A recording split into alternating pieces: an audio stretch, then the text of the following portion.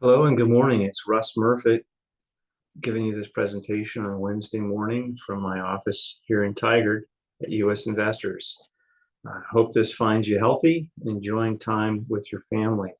I want to do a second quarter update of what to expect with the markets. So let me share a screen here and we'll get started. We'd like to go through the review of what's happened. Most importantly, realizing that the more you know and the more power you have with your knowledge, the less emotional things get, and you can stay along your plans that you've established for your investments. To give you an update, we saw some positive results in the second quarter. We got through the debt ceiling. We got past the bank failures. The Fed paused interest rates. So a lot of things were happening. Equity markets continue to defy the odds with so many different things happening in the world, and they've actually seen some positive results. So as you can see, the S&P 500 that in the quarter was up 8.3%. Dow Jones Industrial Average 3.4%. Technically, we are now in a bull market because the S&P 500 has risen 20% from the lows that were established last October. It's not real broad, mainly producing fabulous results from some of the large tech companies. Artificial intelligence spending has become a part of that. And I think it's fair to say that we're not out of the woods, though, and we could expect to see some more volatility in the not too distant future. Inflation is starting to slow. Things have become in check. So obviously you can read from May of 2022, we've come from 8.6 down to 4.0, which is still high and will require more work from the Federal Reserve. But it's nice to see that we are making some changes. Recently went on a trip and went to the fuel station and filled up with diesel, and yes, inflation is still here.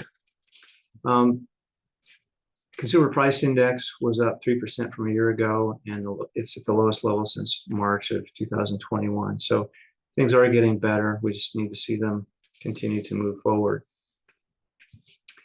Debt ceiling nearly defaulted, but passed a measure in June, which requires a cap on federal spending until January of 2025. So that was very contentious, but we got that done, or Congress did, and so that's moving forward. Interest rates, big target, and I want to dive into this slide just a little bit to explain some things for you that I think will help. What we're looking at is a chart that goes from 1970 to 2023, and it shows timeframes when we were in recession, and it shows the Fed funds target rates. Now, some people can remember back early 80s when we saw those rates mid-teens, and they were heading for 20%. They've come down quite a ways. But what I want to point out is that in virtually every case, the rates went up, that caused a recession, and then it came down.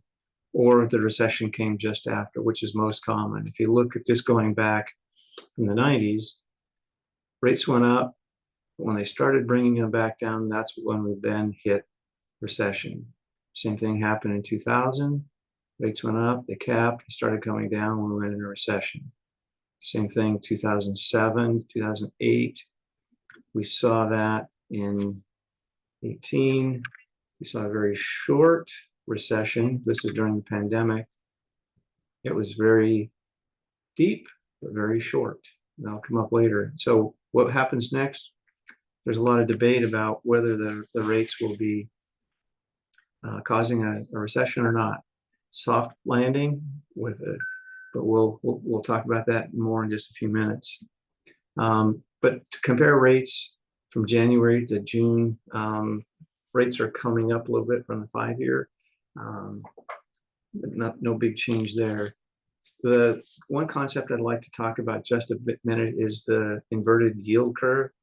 And quite simply, all that means is that what you would expect is for, if you look at the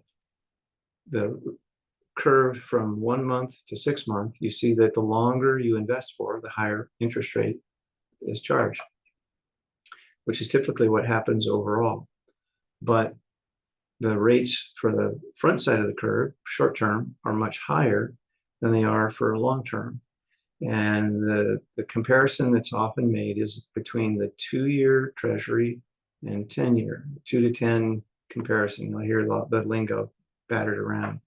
What we have seen is that whenever you have an inverted yield curve, it's a sign that we could see recession. So that's why there's a lot of conversation about it. Fed funds rate, you can see from a year ago, went from 1.59 to 5%.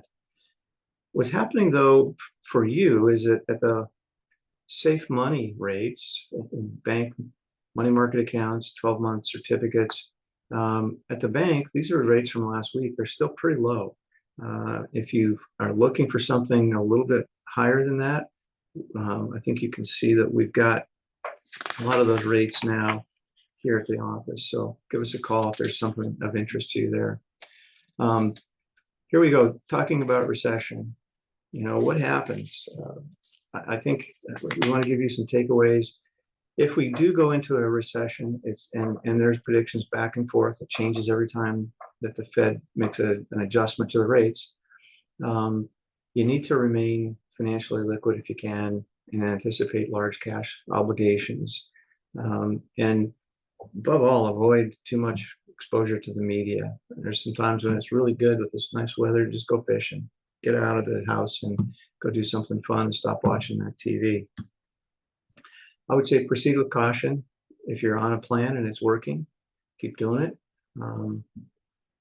But this is not a great time to get super aggressive. Equities are a long-term commitment. So if you own stocks through individual stocks, mutual funds, etc., and you have a plan that's working, it's normal for them to go up and down. So try not to let all that news get you too freaked out.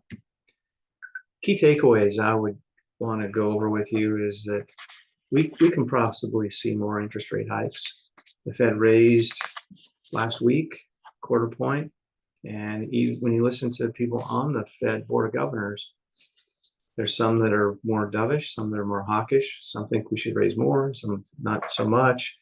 So the Fed has committed that they're going to be data dependent. They'll listen to what the news is and what the data tells them they ought to do. So far, I think that shows us that they're probably going to raise rates again, but we'll see. Through LPL research, we track that information very closely, so we're watching it all the time. But the cost of borrowing is still higher, and there's an opportunity in other income-producing investments. This may be a time to take a look at your portfolio, and where we didn't get much of a return on short-term fixed income, we're now getting a better return on it. And so it may be a way for you to reduce the risk in your portfolio. Take a look at your budget. If there's things that you don't have to get right now, the difference between something that's necessary versus discretionary, rates could come down a little bit more. So just, what to do.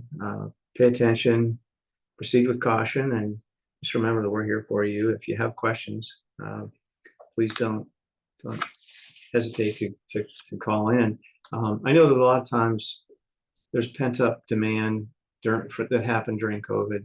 You just got to go on a trip somewhere, and now's finally the first summer that people have been able to really do that and enjoy yourself, have some fun. Lastly, I appreciate you being a client, and I look forward to helping you and working with you.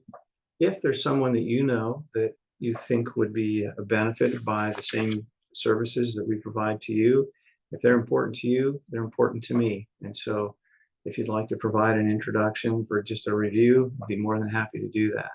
So that's it for the presentation. I appreciate you hanging in there, and I